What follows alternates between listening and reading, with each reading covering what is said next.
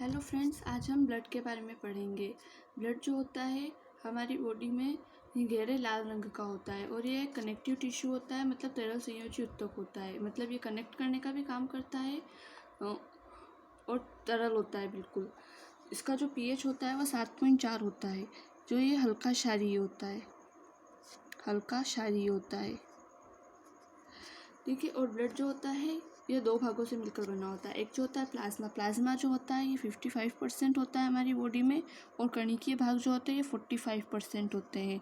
कणिकीय भाग में फिर से 3 प्रकार की कणिकाएं होती है, आरबीसी होती है, डब्ल्यूबीसी होती है और प्लेटलेट्स होती है।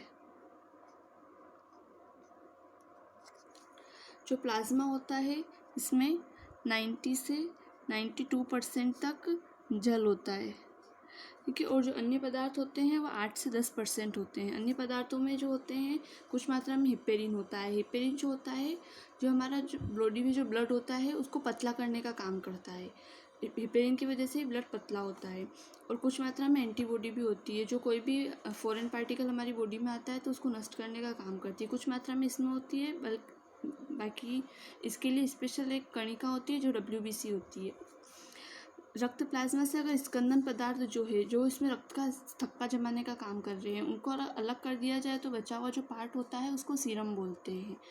जो प्लाज्मा का कार्य होता है हमारे शरीर में रक्त का जो पीएच होता है उसको नियंत्रित करने का होता है, और बहुत से जो रोग होते हैं उनसे भी हमें ये सुरक्षा देता है, और परासरण दाब को भी नियंत्रित करता है हमारे बॉडी का।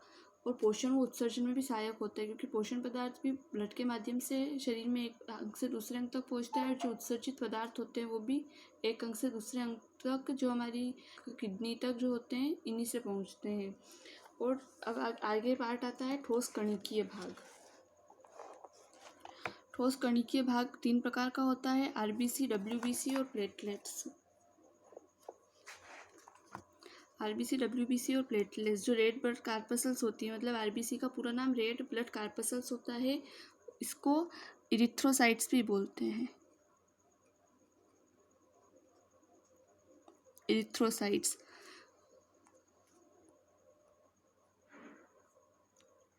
इरिथ्रोसाइट्स की जब असामान्य कमी हो जाती है तो इरिथ्रोसाइटोपिनिया नामक रोग हो जाता है। मतलब इस कैटेगरी है ये एक इरिथ्रोसाइटोपिनिया रोग हो जाता है। इसमें मलेरिया, एनीमिया बहुत से रोग होते हैं, और जिसकी असामान्य वृद्धि हो जाती है जब हमारी बॉडी में रेड कार्पसल्स की, तो पॉलीसाइथेमिया हो जाता है।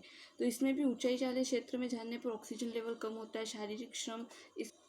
इसकी जो साइज होती है वो लगभग 7 माइक्रोन होती है, और इसका शेप जो होता है बाइकॉनकेव होता है। इसका जो लाइफ साइकिल होता है लगभग 120 दिन का होता है। 120 दिन तक ये जीवित रहती है। उसके बाद प्लिया नामक एक स्थान होता है हमारी बॉडी में, वहाँ जाके यह नष्ट हो जाती है। स्प्लीन, इसलिए इसको कब्रिस्तान कहते हैं। आरबीसी का कब्रिस्तान कहा जाता है स्प्लीन को।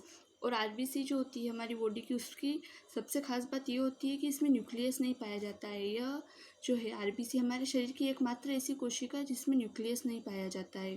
बाकी सभी में न्यूक्लियस पाया जाता है, और ऊँट और लामा में ही जो आरबीसी होती है उनमें न्यूक्लियस पाया जाता है। अब आता है वाइट ब्लड सेल्स। इसको जो होते हैं ल्यूकोसाइट्स भी बोलते हैं।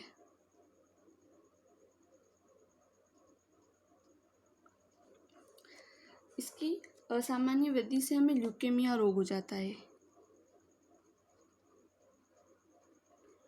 और असामान्य कमी से ल्यूकोसाइटोपिनिया हो जाता है।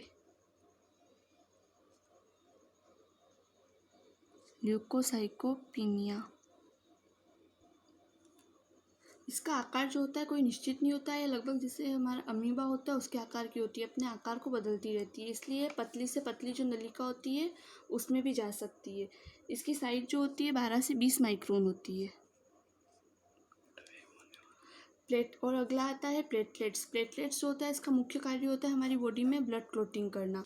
यह हमारी बॉडी में ब्लड क्लोटिंग करती है। कहीं भी रक्त का थक्का जम जाता है तो रक्त बहने लगता है तो उसका थक्का जमा देती है, और इसका जो उत्पादन होता है वो बोन मैरो में होता है। Thank you.